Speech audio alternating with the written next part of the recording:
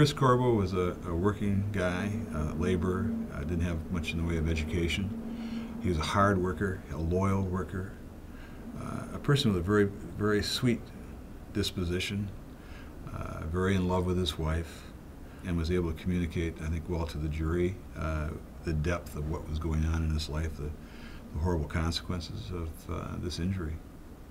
Chris Corbo and his supervisor were leaving the plant at the end of the day, walked out an industrial fixed stairway when up drove this industrial electric cart driven by another company's employee, Ty Lamb.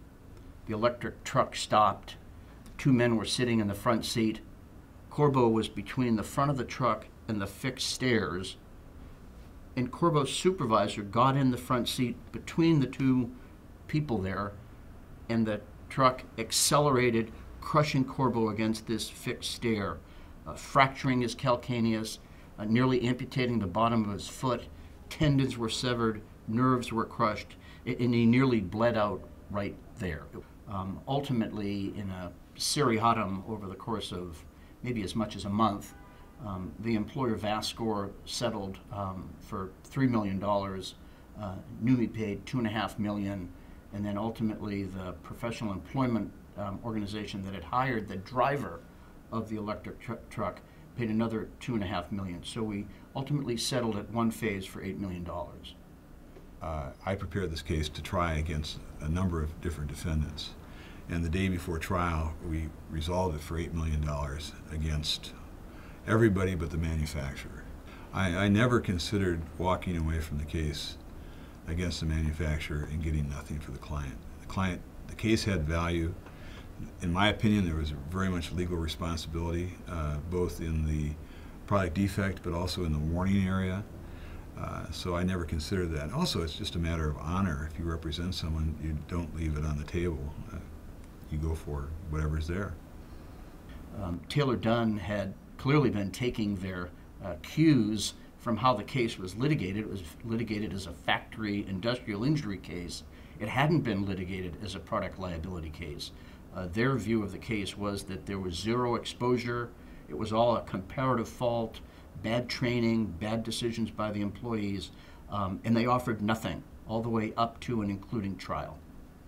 Okay, there were two claims. The first claim was that the toggle switch, which put the electrical vehicle into operation, could be easily jogged into position by a bump knee or any kind of movement could cause that to happen inadvertently. The second aspect had to do with warning, that there's a number of warnings that we believed would have eliminated this from occurring. The verdict was $10.2 million. The net verdict against this defendant, the product liability defendant, with the set-offs was $1.8 million. I've been a plaintiff's attorney my entire life because I grew up as a working class kid. My dad was without a father, worked in the shipyard in Boston. I grew up in the Irish ghetto of Savin Hill, Dorchester. I was a construction worker myself, a cowboy. I've done a lot of jobs, truck driving, and so I relate to tools, I relate to work, and I relate to issues of social justice, which working people don't have a lot of. And I knew I wanted to just represent people. I didn't want to represent companies. I didn't want billable hours. I didn't want my life to be filled with that. I used to have to bring cases of booze to insurance adjusters, and it was pretty demeaning. So this was much more fun.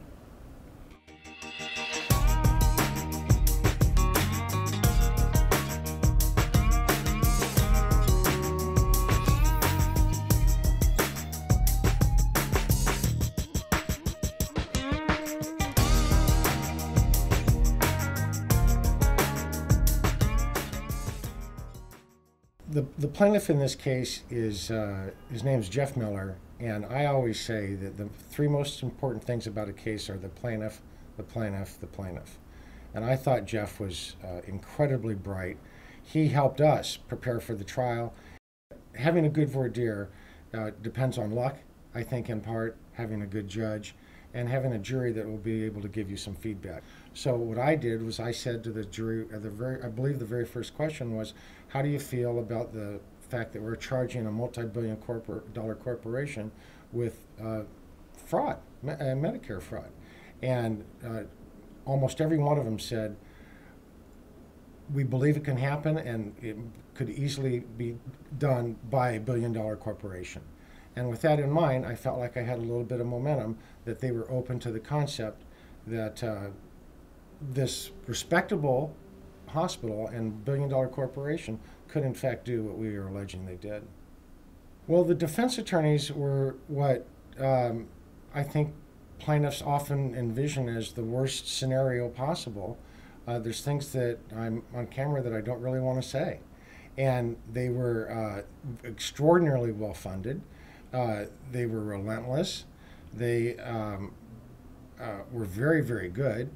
And they did their job in the sense that at every chance they had to squish us or to make our life harder, they did so. I'd like to talk about Dennis for a short while. Dennis was indefatigable. He prepared Jeff, our main witness, for days and days and days, and he did an incredible job with other witnesses during the trial. And whenever there was any doubt in my mind about how are we doing, Dennis, I'd say, who do you think's going to win? He goes, we are, because we're right. Diane, Dennis's wife, Diane Josephs, was as indefatigable as him. They are some of my best friends, and they were incredible to have in the trenches in a serious warfare.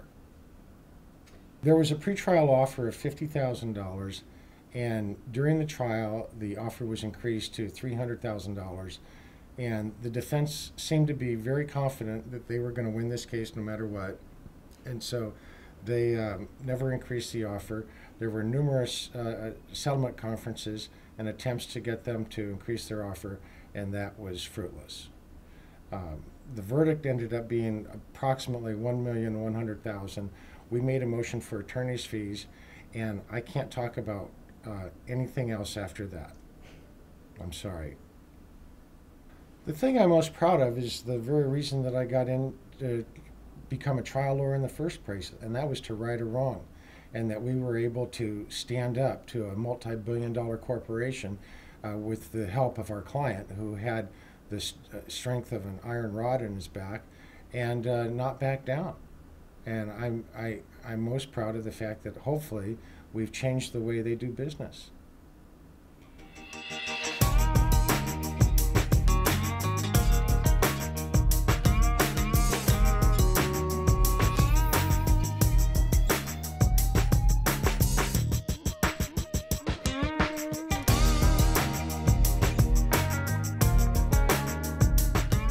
The cases that I was nominated for were the Alba Ingram case, a garden variety auto rear end case where my client was a passenger in a van pool van on the way to work at UCSF, and there were no photos of the damage to the vehicles. None of the other 5 people in the van were significantly injured, but Ms. Ingram had some chronic back complaints, and after the arbitrator awarded her $50,000 and she refused to take it, the firm that was representing her at the time dropped her case. And I thought that she would make a good witness in front of a jury. I thought her story could be compelling if presented properly with the right medical witnesses, and we took it to trial and were successful in getting her a very satisfactory result. They offered $50,000 before trial at Zurich, and we got a verdict for over $1 million, and Zurich ended up paying it in full. The other cases were a pair of cases that I tried against the Tosky-Sidran firm. One was another garden variety auto rear end case where my client had had a percutaneous discectomy procedure. The third case was a disputed liability auto versus bicycle case that again was against the Tosky-Sidran firm, and in that case, again, no offer, so it was a real simple decision to go to trial. And despite the fact that his prior lawyers had again dumped his case, I decided that we might be able to tell a compelling story if we presented it properly using the right visual aids, and I was very happy that we were able to debunk the defense in this case that he'd somehow come off of a curb when that really was not possible, or that it was really primarily his fault, and the jury went the other way on it and found it 100% to be the defendant's fault. For years we've been using PowerPoint and PCs to put together presentations for the juries, but now it's even gotten simpler and even more effective. Anything that we can do now in PowerPoint we can do in Keynote, which is the Mac equivalent, and we can now broadcast our Keynote presentations wirelessly in the courtroom. And you know, you can watch the presentation yourself as the jury's seeing it on the screen, and you can even then hand the iPad to witnesses and allow them to mark with a stylus on the iPad where they were standing or where they were located when they first saw a particular party or what they saw, and the jury can watch them testify in real time rather than just hearing it described. You can now hand doctors pictures of MRI slides and have them pinch those out, make them larger, and circle and highlight areas on an MRI film where they can show what a disc extrusion looks like or what it means to have a torn annulus on a particular disc. And it's very, very effective in communicating these things to a jury. I think the key to the results that we obtained in all three of these cases was the fact that we were able to successfully visually present and tell our clients' stories to the jury. The paradigm has really changed. It's no longer tell them what you're going to tell them, and tell them what you told them. It's now show them what you're going to show them, and show them what you showed them. And we're at the point now where we can really show the jury anything that we can think of in a PowerPoint type format and really help convey the evidence in a way that did not used to be. I spent the first few years of my career working for the defense, the evil empire, defending these cases, and the sad truth is that when I did my job very well, when I outworked the plaintiff's lawyer and I was able to minimize or extinguish the claim of somebody who had really suffered, I felt bad about it afterwards. And now as a plaintiff's representative, I can now work up a case, outwork my opponents, and achieve a result which will make a difference in my client's life and make me feel good about what I'm doing.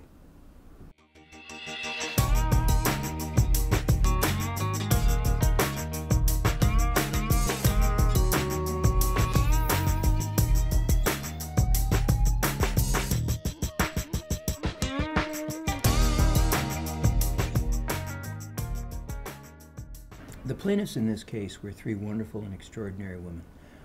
Regina Jackson, Kenya Hutchinson, mother of the two boys that were killed, and of Jordan, the third boy who was paralyzed, and Betty Hutchinson, grandmother, matriarch, guardian, source of eternal faith, and one of the most powerful presences that I've ever met in my life. Truly an extraordinary woman.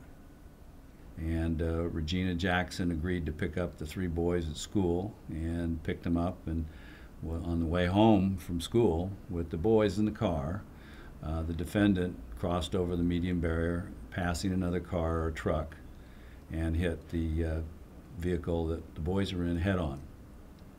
In this particular case, one of the things that we did was, this is a two-lane road. The state's defense was, we don't put barriers on two-lane roads.